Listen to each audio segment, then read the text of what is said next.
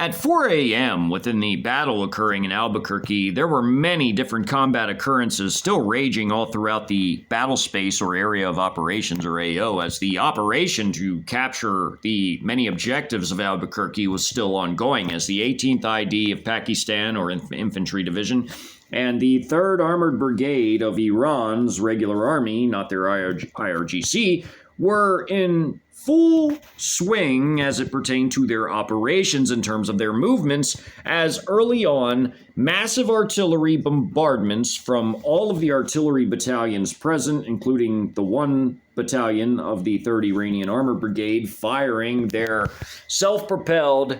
M109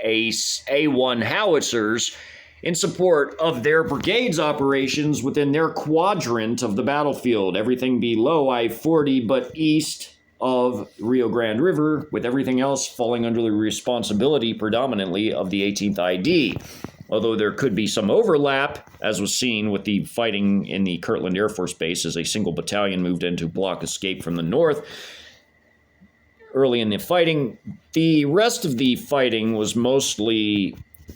divided up among these forces, with the 18th ID mainly taking responsibility for critical infrastructure such as the capture of the I-25 corridor, with the Iranians controlling the southern portion with the Pakistanis taking the north, as well as I-40 for the Pakistanis, and the bridge across I-40 as the highway bridge and the adjacent 2 street bridges beside it were to be left intact as per CCP regime edicts, as the highway infrastructure was not to be destroyed in any way, shape, or form, although there was a limited number of types of munitions that were allowed to be used on the highway, as in to destroy enemy forces attempting to utilize it to escape or move around. Anything in terms of artillery systems or larger, such as airdropped munitions or fired missiles, or including tactical ballistic or cruise missiles, were off limits, and these bridges were not to be destroyed, nor were any other highway segments by these systems. Although anything less destructive than that could be permitted in moderate usage, which included 81 millimeter mortars, as they were very destructive but not overly destructive to steel reinforced concrete,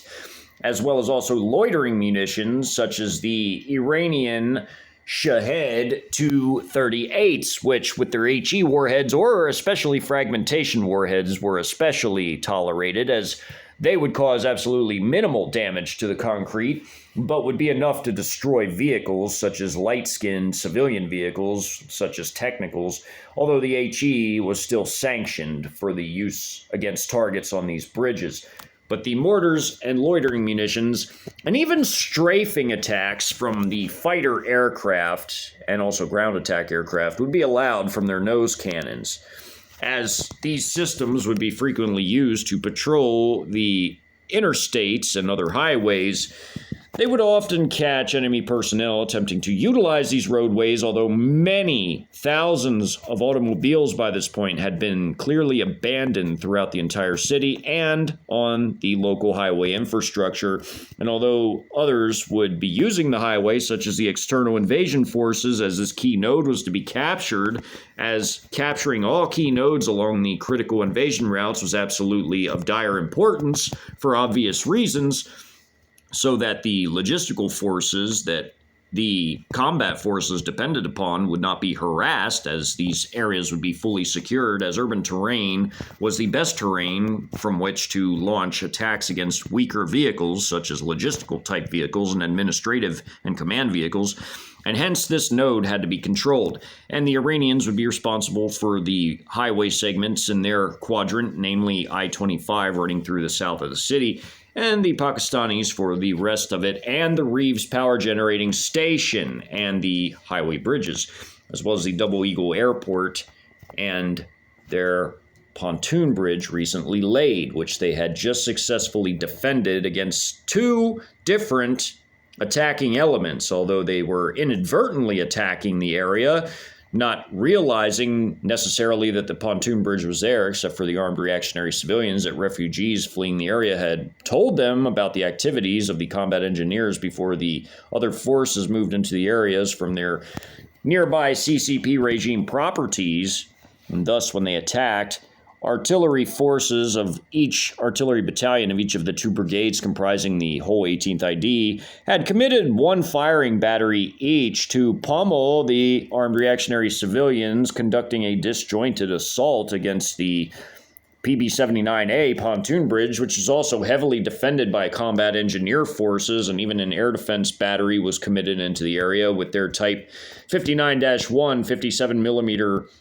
air defense cannons, which when pointed against ground targets were absolutely hellishly destructive. And the air power committed was immense as well, as Mirage 5 aircraft came in and dropped everything from laser-guided precision munitions to firing their Ra'ad cruise missiles, which for this battle space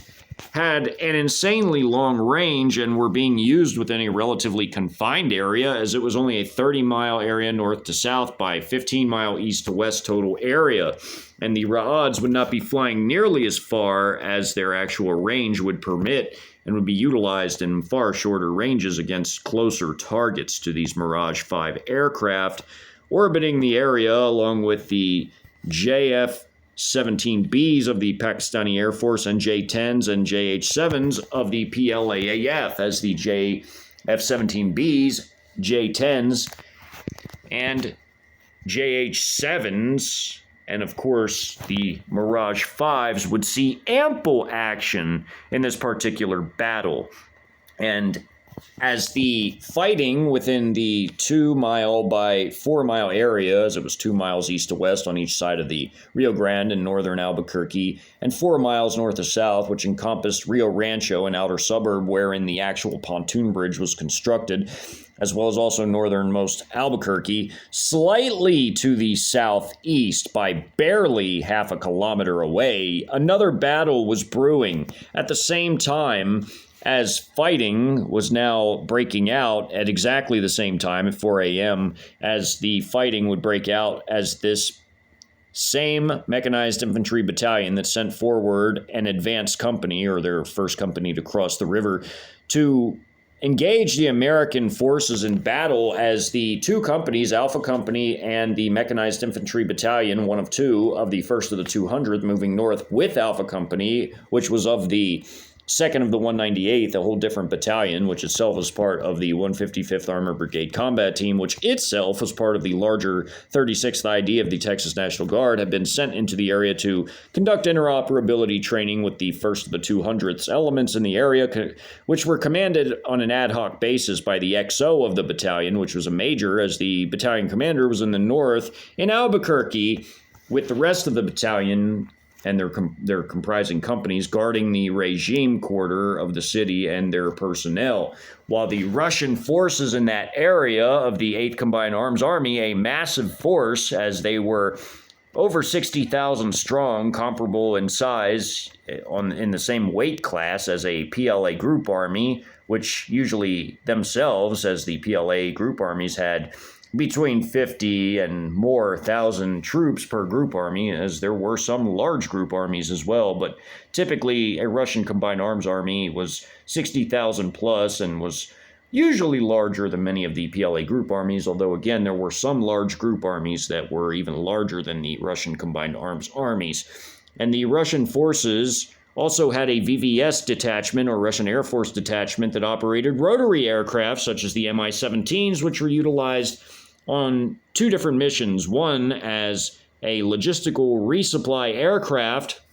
to hurriedly move logistics to forces in the field, and also, and this was due to the terrain throughout northern New Mexico and southern Colorado, and also to provide emergency medivacs, which even extended to neighboring AOs, which included even the Albuquerque AO, as these Russian helo pilots, along with the combat medics coming from both the Russian Army and the VVS, the Air Force, as well as the flight surgeons, being a mix of Russian Army medical personnel and also VVS personnel, flying to hurriedly remove critically wounded soldiers, and many dozens would be saved by their actions. as the fighting was brutal in some areas and it was very light in others, as warfare in any war varied from situation to situation and place to place, as some places were vastly worse combat zones than were others. Although the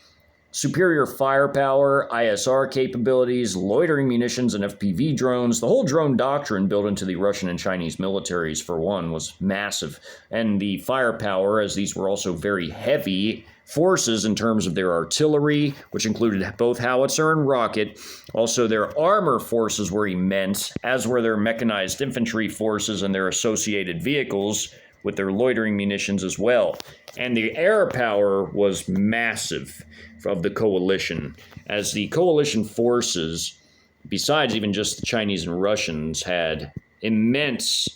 capabilities to draw from, which even included the Pakistani forces as well, as they came well equipped with their forces of the 18th ID just in this area to conduct a wide array of different missions, as they did everything from laying pontoon bridges by their combat engineers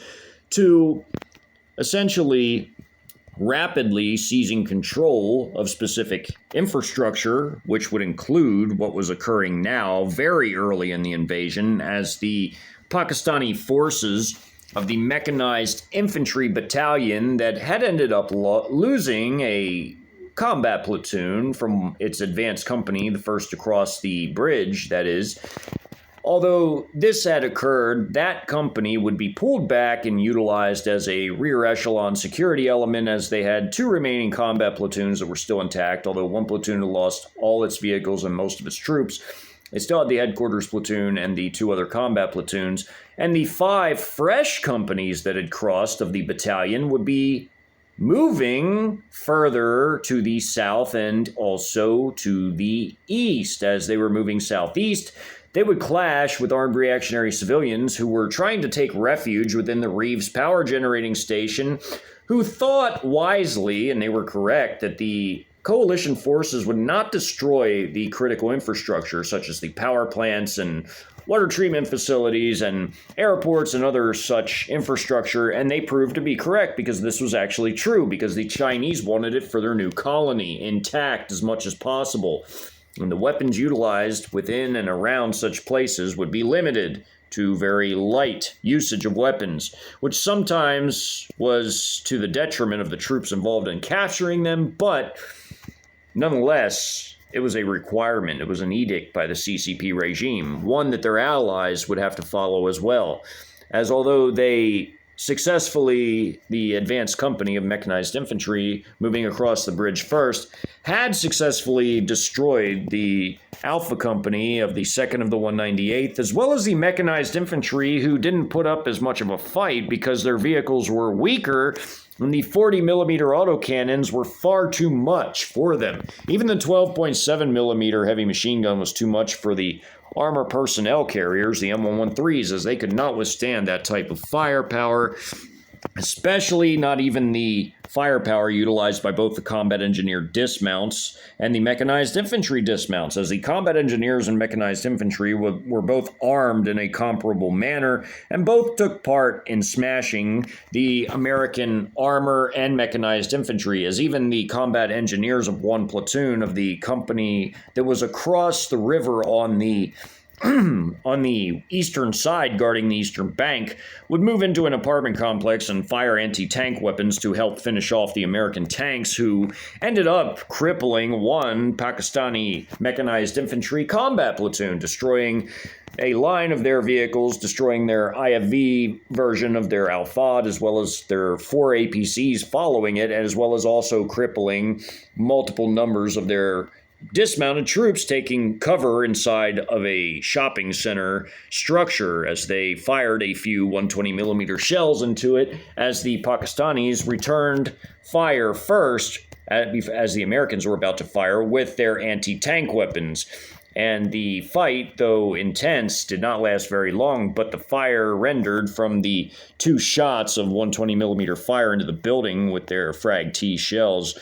annihilated much of the Pakistani troops of these squads inside of these inside of the shopping center. And the combat engineers effectively had to pitch in with their Al-Qatans and their HJ-08s being fired to finish off the American armor in that battle. Although the Pakistanis had superior firepower and numbers, the Americans fought tenaciously in return, and the tank crews were very competent and were very well versed with their machinery, despite their handicaps of losing total ISR capabilities and more, and communications. They managed to put up one hell of a fight against the Pakistani mechanized infantry troops, who ultimately prevailed against them, as the remaining troops of the combat platoon that was mostly decimated also continued to fire on the American tanks with all their available anti-tank weapons, and with combat engineers outflanking them from both sides, managed to destroy them, finally, as it pertained to destroying the American armor. In the previous battle that occurred to the north and west of this area where the Reeves Power Generating Station was what was being described as now 3 fresh mechanized infantry companies from that same battalion moved into the area, as this dismounted squad in a double column rolling shield formation out of this platoon is staying outside of this factory complex as per SOP to watch the backs of the building and serve as possible reinforcements if needed as per tactical SOP procedures for clearing buildings. As this squad has now cleared the building and is moving out, they're about to clear this store building and then begin to lay fire down on these forces who are now, at the opening of the map, being hit by mortar strikes from 81mm mortars fired by the LLR mortars, which were a very quick firing system. You could get out shots with a mortar system far faster than even with artillery. And if a good gun crew is on an artillery piece, they can fire quite a few rounds per minute, but the mortars fired even faster from the LLR mortars in their mortar tracks and provided enormous fire support to the forces in the field of their battalion as mortars were striking this line of armed reactionary civilians, and a Mirage 5 came in and strafed a grouping of them. It must be understood that the Mirage 5 is moving at an extremely high rate of speed, and firing a burst of 30mm blasting ammunition, explosive ammunition, had removed all of these personnel between these dashes here, with the ammunition slamming into this area before they pull up rapidly. And the mortar strikes eliminated these personnel with heavy fire coming from 40mm HE armor piercing ammo slamming into this area. Angle and traverse and vectoring of fire is all ISR directed by the company level quadcopter assets patrolling the area, with high altitude assets likewise advising the forces on the ground where to move, what weapons to use, and when to use it, as they're linked into the Chinese and Russian artificial intelligence real-time battlefield processing networks, which process multiple dimensions of data and also advise the forces on the ground, as well as also steadily firing back rapid-fire information on enemy positions, as well as allied positions. And as the Pakistani Chinese supplied ISR assets of their quadcopters integrated so far at the company levels, they were in the midst of a massive military overhaul. They had not yet integrated these at the platoon and squad levels, as massive training programs were required. They still had them at the company level. And even also their combat data links, though not all their vehicle types possessed these, their headquarters platoons always did, and they acted on the radio as dispatchers for the forces in the field, telling them where to go, what to do, and how to do it, and what to use as far as weapons and where and how. And they dispatched their orders as they watched the real-time ISR data stream returning to their combat data links processed by the AI. As all this fire was coming in, 2 Ra'ad cruise missiles were fired from another Mirage 5 firing from off this map. As they were coming in, they're going to slam this shopping center area, as this was a commercial area, by the way. In the area where 423, a state highway, like a loop in the city, highway loop, a state highway,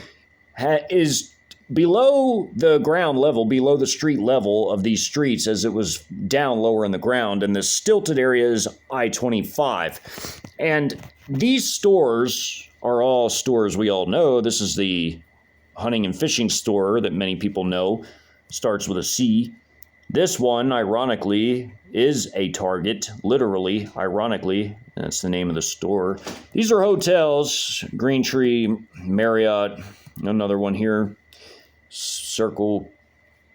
K, and there's a whole bunch of different areas, stores and shops and hotels in this area, and a quasi-industrial areas. This is a factory complex up here. There's stores here. This is more low-income housing up here. Some of it's been destroyed already in the crossfire and mortarings as these forces were moving in earlier. They're beginning to take some fire from across the way at the time where this map opens up, but this fighting out here ends in under 30 minutes time. Like in 28 minutes, this entire battle ends outside. But the fight for the inside of the power plant is what will take a prolonged amount of time, as these Pakistani infantry dismounts will have to clear the entire power plant. All the generating rooms, all the hallways, all the offices, every single closet, everything. They will have to go through as stack teams, as each squad will have to break into stack teams and move through the areas tactically and ferret out every last remaining armed reactionary civilian, as there's 110 inside of this building. And there's 30 inside of the shopping center here, as they were seen running in with their high altitude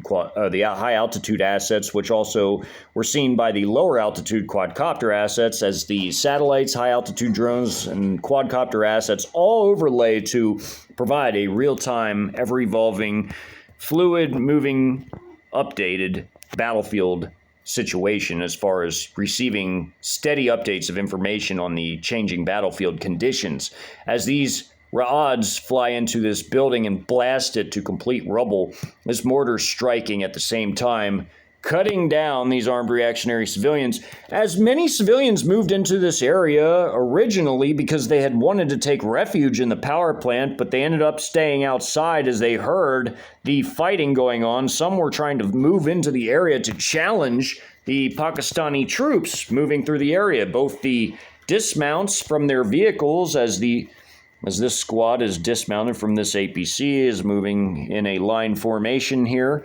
and ISR directed fire against these forces. This vehicle is able to technically fire in two different directions, as the turret gunner can fire this way and the autocannon can fire straight or whichever direction, as these vehicles have their different fields of fire for 360-degree security and act as mobile fire support platforms for their dismounted troops, and their dismounted troops provide mutual support as well by guarding the outsides of their vehicles from enemies that possess anti-armor weapons or Molotovs or anything like this. And these forces are running into the area to fire at these enemy personnel in the rubble, and so on and so forth. As such, as you see the muzzle flashes in the rubble, these squad members are running that way. This guy's about to run and fire his RPG, his Type 69 Chinese RPG, into the area. He just dropped his rifle for a moment to pick up the RPG and fire it in the heat of battle. Soldier's already fired his, sliding it off his shoulder as it's flying down the street. Destroyed vehicle, melting, burning, artillery, shelling, burning areas on fire. It's a war zone. Everything is being destroyed. The American headquarters platoon that took a wrong turn and ended up in this area will likewise be destroyed, as well as the mechanized infantry company of the Americans in this area that was in the fighting that occurred to the immediate northwest of this area. Only 500 meters separated this battlefield, this 1 by 1 mile area, from the 2 by 4 mile area to the northwest of here, where the mechanized infantry battalion, after all the companies crossed, were moving into this area, fanning out. These two companies are essentially guarding the flanks. These are the 3 combat platoons, headquarters platoons, further back in this parking lot, watching the outsides of the buildings from these angles, to provide also logistical support by running ammo up as needed. As these forces finish clearing the area, as per SOP, they already have troops outside, including headquarters forces and their MRAPs with their heavy machine guns facing the outsides of these buildings per each company. As this company is in a straight line formation, they have staggered weapons for full 360-degree protection of their convoy. while these forces guard their flanks straight ahead. And they're laying down heavy fire, pumping massive 40mm autocannon fire, 12.7mm heavy machine gun fire, anti-materiel fire, all ISR directed, along with all the fire coming from their dismounted troops that have exited from their vehicles and are either clearing buildings or are moving around these buildings as the fire's splashing into the buildings from these small arms, as there's assorted small arms, and this highway segment with the bridge over it is acting as a sort of barrier between the different forces as it's lowered, and these are elevated. The parking lot and the street level's elevated over the highway, and the stilted interstate is even higher over, and it has the ramps, the exit, the interconnection ramps basically to this highway, the state highway 423. And as these forces fire across at each other, the firefight does not last long, as a kill box is essentially created with a Mirage 5 spraying these forces with 30mm ammunition quickly as it passes fast over the area, as mortars splash, and as well as impacts from 12.7 fire and 40 fire into these forces and these forces here. At the same time as these forces are crossing the street, there's fire coming into these forces that moved into this area, as this wall is a relatively short concrete wall, but it has a chain link fence atop of it, and atop the chain link fence is concertina wire with barbed wire strands running through it. So these forces could fire over the concrete part, but get return fired and destroyed, as these forces were already destroyed by this infantry fighting vehicle in the middle of their two APCs, firing 40 fire, which broke through the wall and blasted these two, while the rest kept running. As that happened, this all happened quick. And as they got here, these forces were crossing. Many things are happening at the same time or near the same time in these maps, as always, as that's how it is in real life. In a real-life battlefield situation in an area that spans 1 by 1 mile, there's going to be a lot of different actions occurring throughout the map. At the very opening, artillery was already blasting right here at the opening, destroying these technicals that were moving into the area. As again, many people have moved into this area because originally they wanted to take cover in the power plant because they knew about it and they knew that it would be a relatively safe place to post up at and try to defend, but ended up outside because the fighting had finally reached them as they were moving into the area, as they heard the fire and seen it firsthand coming into the area, as 10 different loitering munitions entered this battlefield, unlike the previous 5 that entered the one to the slight northwest of here, as only a half kilometer separated the area from here to the previous battle that occurred that also involved this mechanized infantry battalion, as well as the combat engineer battalion elements, and even the air defense artillery battalions, one company committed, and more, air power, artillery, everything. As these forces got here and destroyed these technicals, the lead vehicle has a 180-degree field of fire with the other staggered weapons guarding their fields of fire, with interlocking fields of fire for the entire column of vehicles, meaning that multiple vehicles can shoot at the same target if needed. And the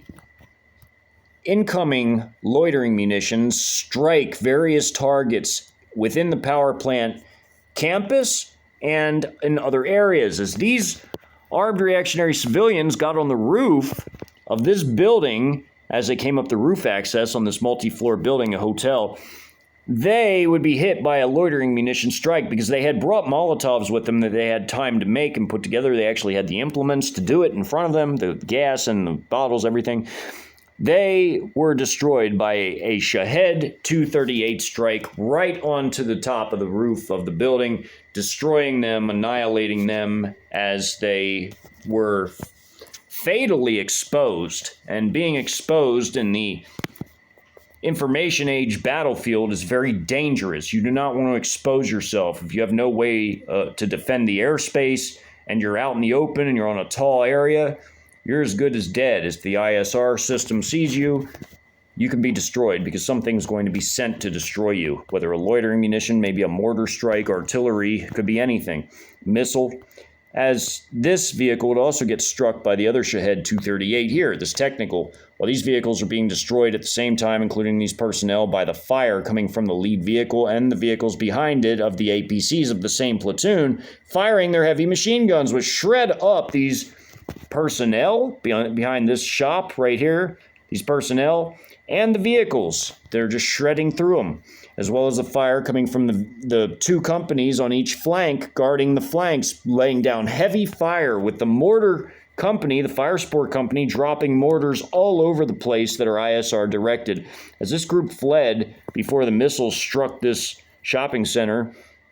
and these fled the hotel, mortars were dropped right on them, including a very well-directed ISR-directed shell right into the building that's named after what essentially that marks, and destroyed also a technical in the back of the building as this building curved around. They destroyed this technical when a mortar dropped right beside the highway, which was safe to do. Although it was discouraged, it was allowed. And they destroyed these two personnel and another one beneath the mortar icon of the blast. These personnel were mildly engaged by the shrapnel but kept running, and more mortars were dropped on their positions rapidly as the mortar tracks with their LLR mortars within and their quick mortar teams could lay down immense numbers of mortars on the same area or to readjust fire and hit another one, as they could do all this relatively quick. They did it on the highway system along with a PLAAF J-10 fighter, which is doing their combat air patrols, coming in and strafing with their twin 23mm nose cannon, as they're still primarily armed with air-to-air munitions, and they're not allowed to use their limited air-to-ground munitions on the highway, of course, because that would destroy the highway, and it's needed for the external components, the 14th PLA Group Army and the 18th PAP, to use it to enter the city and pass through it, as it pertained especially to the 14th PLA Group Army, as the 18th PAP would be shed off in the area. As they strafed it with 23mm fire, at the same time, ISR-directed mortars were directed on the vehicles trying to weave and move through all the abandoned cars, and at the rate of speed they were traveling, the calculations were done as per the ISR assets who got a lead on them, got the exact coordinates for the position of road before they moved out of the way, and mortars came in and struck and destroyed these vehicles with Chinese strafing of 23mm fires. As these forces fled the building and came out this direction, this platoon across this field with grass and trees in it, like a park-like area by the highway, was firing from across the street and slammed into these forces. At the same time, a mortar strike was called in on them as well and finished them off, this whole group, as some of their group was already wiped out by 2 mortar strikes at the opening of the map. As these mortar strikes and artillery strikes were highly precise, because again, they're directed by the intelligence, surveillance, and reconnaissance total grid of the coalition that they possess, the casualty counts in these types of battles are higher than ever before because the precision level is that high compared to older times, as the fires only became ever more accurate as the artificial intelligence and the ISR network got better. And now the future that was being lived in, which is now, as all these technologies are absolutely real, was chilling because of the level of casualties caused and the precision of these munitions ISR directed by AI systems as the AI processed multiple dimensions of data in literal split seconds and returned answers in seconds. That one is a doozy, to use a common phrase. As the loitering munitions were also ISR guided to a degree, these Shahed 238s, one peeling off to hit targets in the power plant, the other 2 hitting the American headquarters platoon elements, as this squad of the headquarters platoon elements, as it had their fueler, 3 LMTV supply trucks, their M88 armored recovery vehicle, 3 remaining Max Pro MRAPs, all with 50 cals attached, and this command vehicle, which was an M113 APC with their 50 cal attached, and their squad on the side conducting a double column rolling shield formation, now moving into this area as these Shaheds first at the opening hit all these forces, including those on the roof. The reason they got on the roof was to try to get in not only in an advantageous tactical position to watch the area, they were also trying to figure out where the hell they needed to go. As they took a turn into this area, they were now trying to figure out what to do, and as quickly as possible and on the fly, as the saying goes, because they were in this area. They were now cut off effectively from their destroyed brethren of their former company, as they were all that was left. And these forces were watching out off of this high-rise, this hotel, in multiple directions trying to figure out what was going on. They were watching some of the fighting going on down here as these forces moved in, and now they were hit by a Shahed. This one right here is what got the ones on the roof, and these other ones hit these personnel. Two here also slammed into these forces on the ground level in this parking lot, P for parking. Slammed into these vehicles, destroyed them, damaged these MRAPs, but these troops and the command vehicle that was left, the M113, moved up and out of the way into the corner, as well as this squad here. This was combat medics. This was their armored ambulance, M113 armored ambulance, 2 dismounted, and the driver and their NCO inside. They would end up being left alone as the big red cross on their vehicle distinguished them from combat forces, including the logistical troops of the support of the command company, the headquarters platoon, essentially. And as all of this was going on, these Shahed 238 slammed into these forces here, which damaged this truck, which caused it to move here. By the time these vehicles were moving into the area, they were taking fire as soon as the lead vehicle was directed to fire in this direction as these 4 dismounts in this vehicle were seen moving out of the way as the Shahed struck, and they were already moving out of this area. By which point, all these forces over on this side had been thoroughly annihilated. Those who tried to flee at the opening of the map, these down here were hit by a mortar by this destroyed building that had already been shelled by a shell landing in the area from the artillery fires earlier on. And as the artillery and mortars came in force, they were simply pummeling this area to complete abject rubbled ruination and annihilating all in its wake of this barrage. As the artillery destroyed all of this, finished off this badly gutted building, badly gutted this building, and these personnel running out through this alleyway between these buildings, including this high-rise and the shorter building, they were hit by mortars as soon as they got by these high-rise hotels and destroyed. And as these forces were moving up at the very opening, a massive volley of 155 shells came in and decimated this entire block right here, every building on either side of the street, and cut all of them down. This mortar at the opening got these personnel, while the artillery fires destroyed these buildings, destroyed this technical, all these vehicles. All these personnel instantly KIA'd. And then the Shahed strikes from the loitering munitions got many others. And now all that was really left were the rest of the headquarters troops as this squad would peel around this corner. This APC would move up with the MRAP sitting back, and this squad would move into this area. But while that was going on, as all these civilians outside had been KIA'd by this point, as these vehicles moved up, they had dismounted 2 of their squads to begin to clear these hotel buildings, essentially.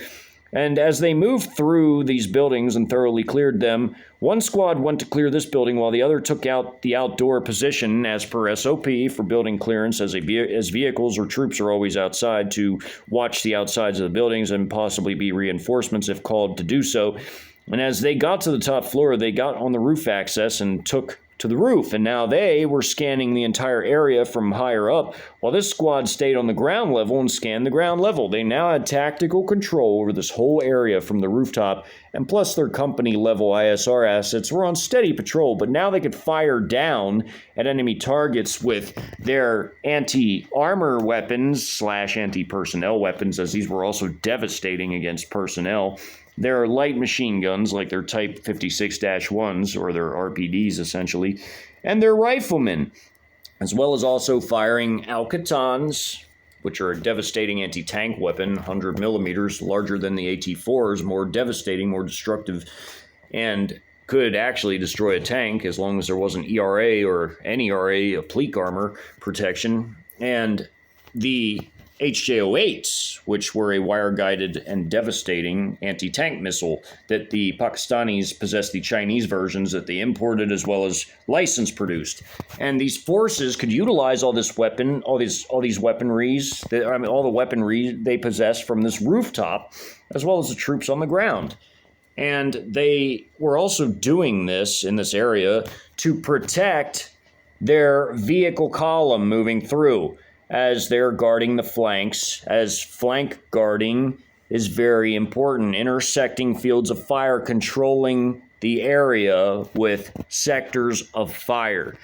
And as they move up, they dismount more squads from their platoons, as they have 3 combat platoons. 2 squads have been dismounted. Not all will be dismounted, but many will. And they dismount 2 squads to watch the factory side, because they're watching the windows from the street level and for any enemy activity and anyone trying to fire at them from out the windows, while they dismount 2 other squads here and 1 here. And what ends up happening is they rapidly clear the smaller building. They leave a squad in here in this horribly gutted building from the earlier artillery strikes, and 1 goes up in here, while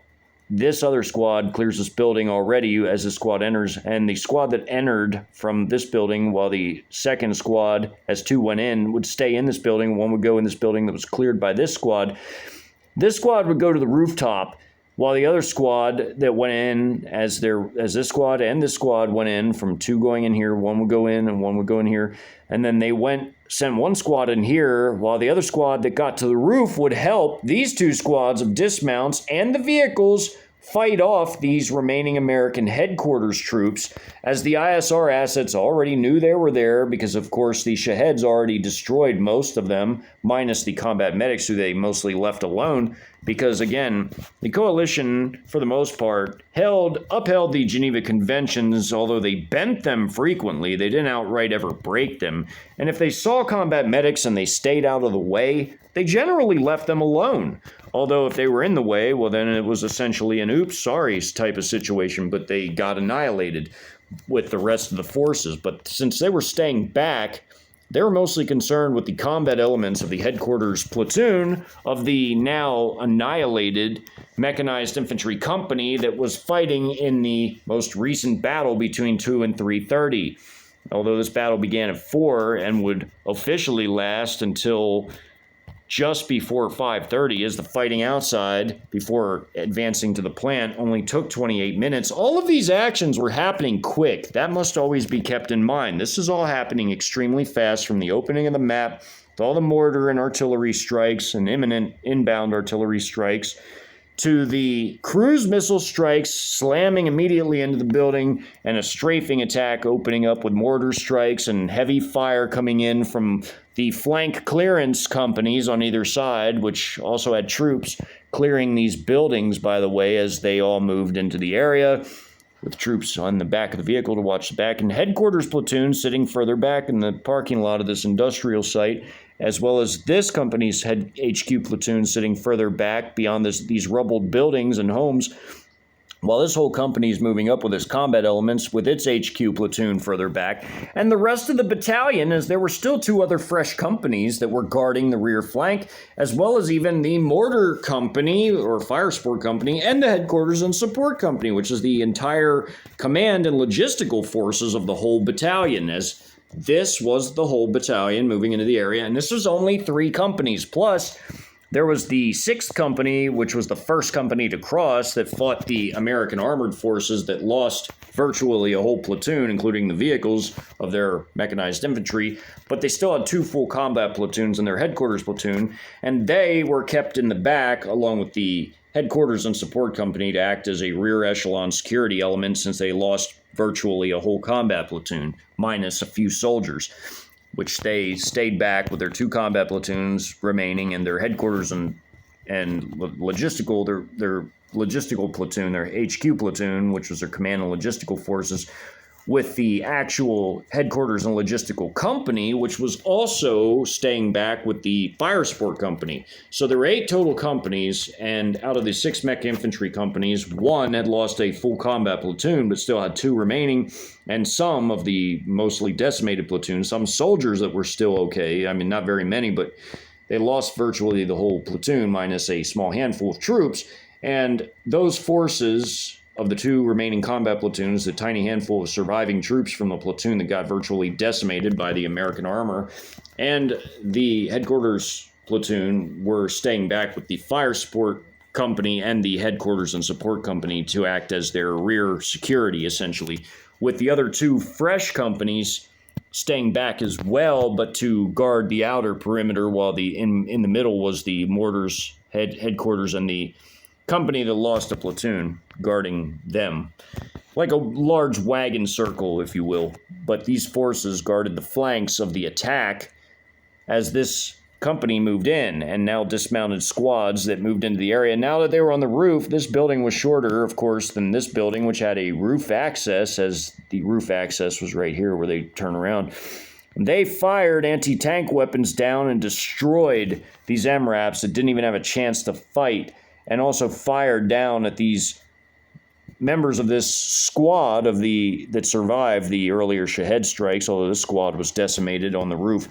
And this squad here, there were two squads left, the drivers and gunners of these two MRAPs and the driver and gunner of the command vehicle,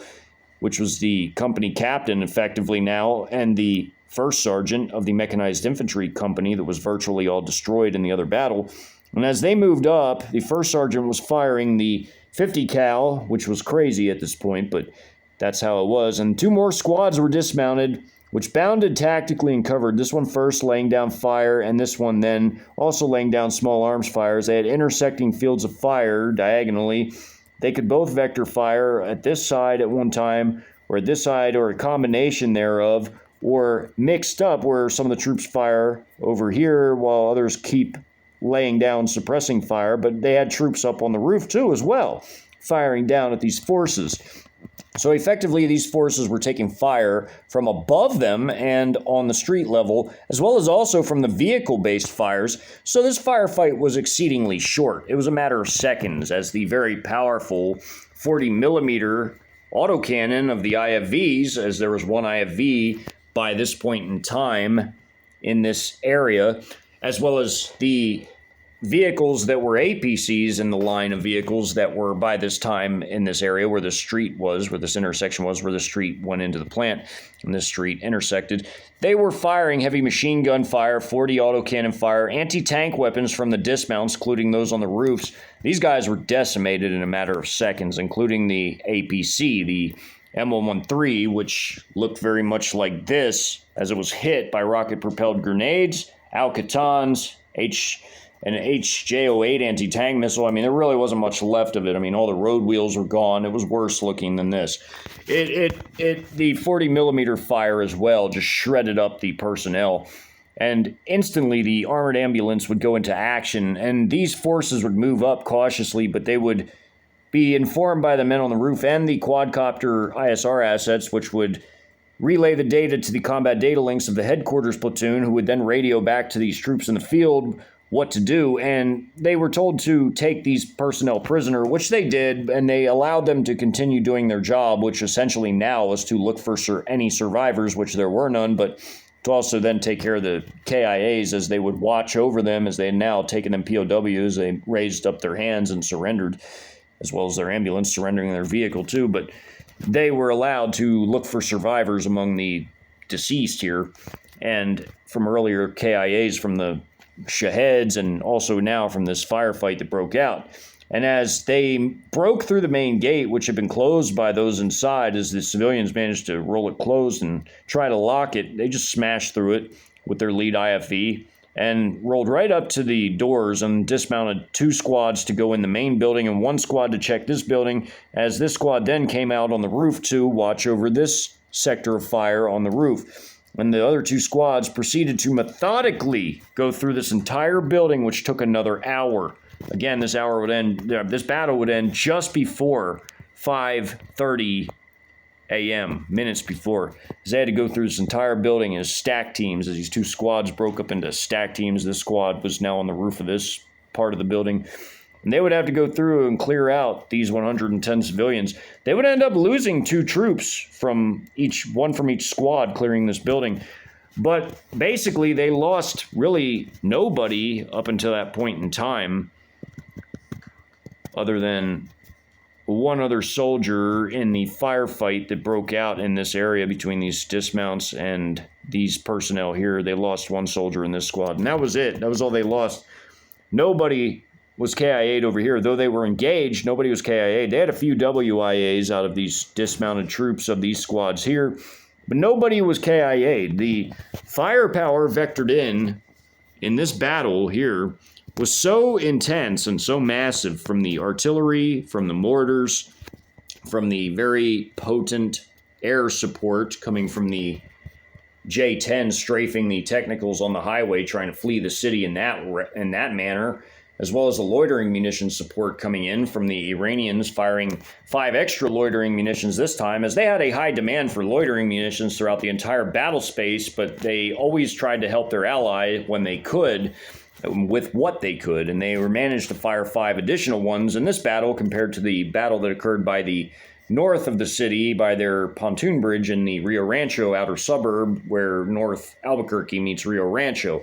And these loitering munitions were devastating on the Americans in conjunction with the heavy mortar fire and heavy artillery fire coming in, as these Iranian forces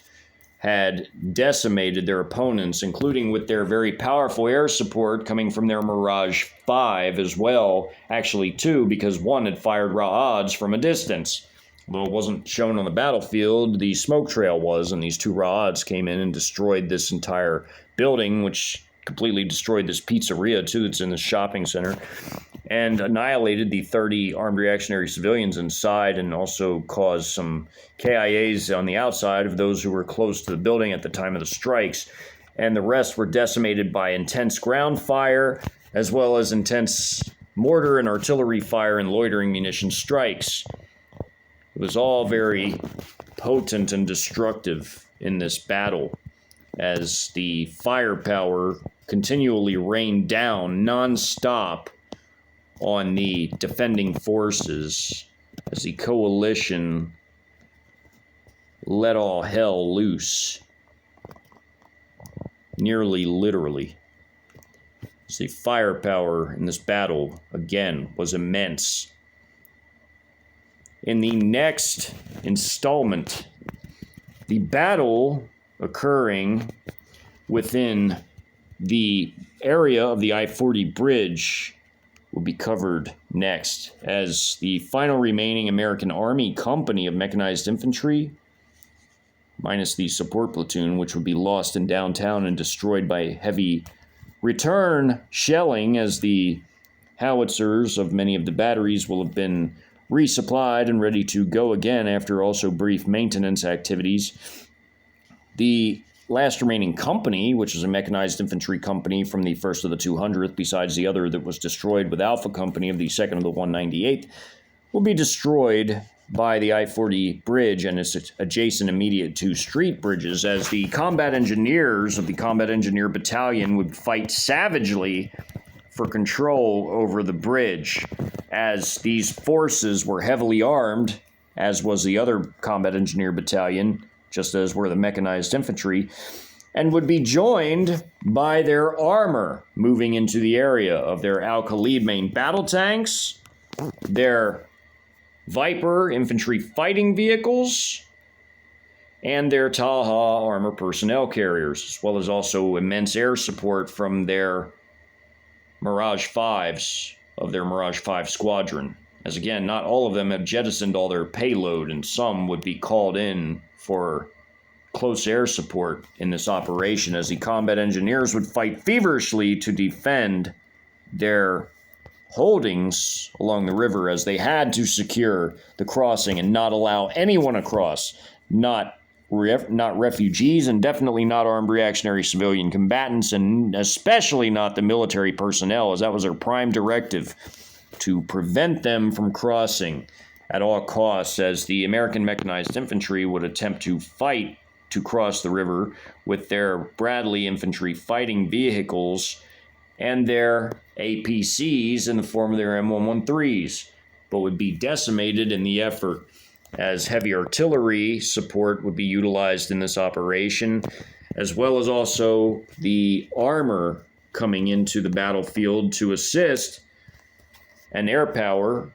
with the combat engineers and their defense of the entire area, as it were, in the next installment of the hypothetical 4th generation warfare invasion of America.